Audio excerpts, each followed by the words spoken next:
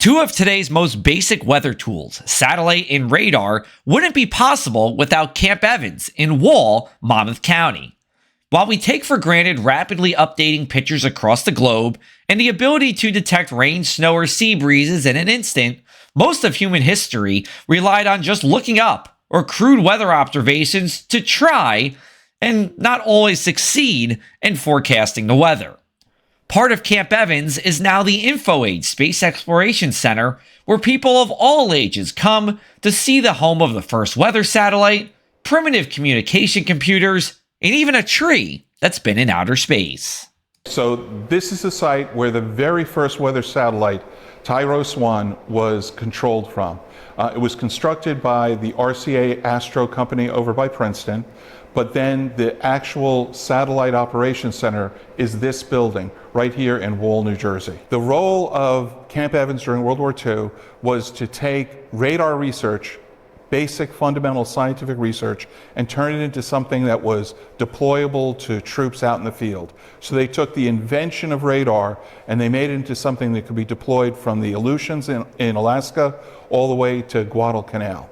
The original radars, like the ones that were deployed by the British in the Battle of Britain, were really, really large, maybe 300 feet from one end to the other. So one of the big roles of the work done here at Camp Evans was to miniaturize that so that you could not only make them small enough to be transported from place to place, but that you could even make them to fit into the nose cone of an aircraft. We have 7 museums here, and that's the fun part. Most of the volunteers are from Monmouth County, but some actually come from Pennsylvania and upstate New York. And we've found that our volunteers live longer and are happier because they have friends here that they can visit 3 days a week. We at InfoAge were thrilled to get this thing saved, then thrilled to get $18,000 together to have it professionally sandblasted and painted.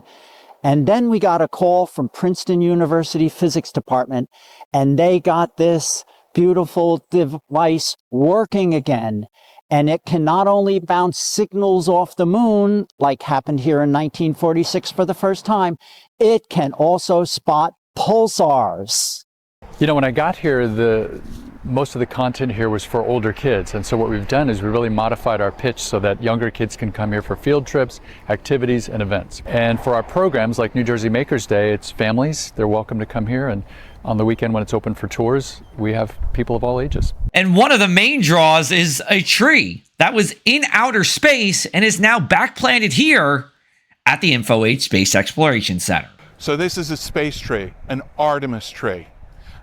The seeds for this sweet gum tree were flown on the Artemis 1 flight for 25 days in outer space, and it went on a 500,000-mile journey. This is Monmouth County. This is New Jersey. New Jersey is the home to tons of different inventions.